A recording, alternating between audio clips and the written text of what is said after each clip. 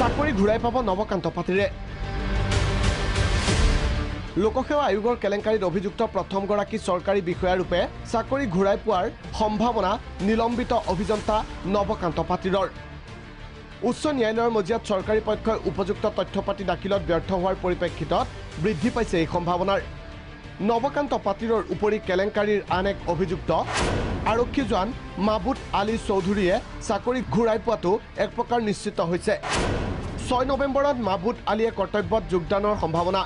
লোকসেৱা আয়োগৰ তদানীন্তন সদস্য ছামিদুৰ ৰহমানৰ দেহৰক্ষী আছিল মাহবুব আলী চৌধুৰী। ইপিনে আয়োগৰ বহুচৰ্চিত কেলেংকাৰীটোৰ সন্দৰ্ভত অভিযুক্তসকলক কপি ছাৰ্ভ কৰাত ব্যৰ্থ চৰকাৰী পক্ষ।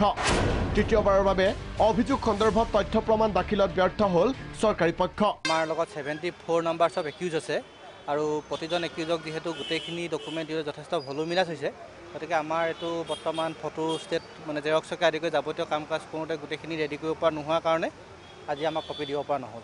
আছামীৰ এগেইনষ্টত কেছ প্ৰুফ কৰা যি পেপাৰ ডকুমেণ্টছ পুলিচে কোৰ্টত ছাবমিট কৰিছিলে চাৰ্জশ্বিট দিয়াৰ সময়ত আৰু ছাপ্লিমেণ্টাৰী চাৰ্জশ্বিট দিয়াৰ সময়ত সকলো ডকুমেণ্টছবোৰ কপিত দিব লাগে।